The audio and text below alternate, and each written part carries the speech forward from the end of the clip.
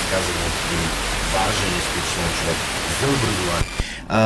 Това, което се забелязва в нашето общество е, че когато получиш голяма международна награда, че награда Магнитски, ти ставаш изключително голяма международна награда, в случая награда Магнитски, ти ставаш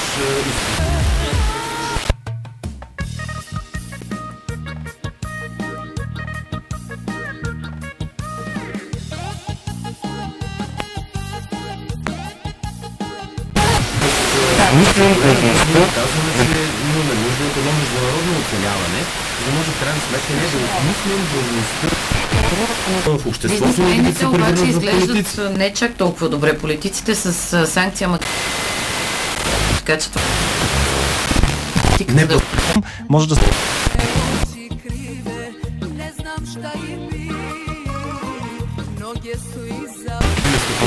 събрание, така че докато сега виждаме наистина един от най-ярки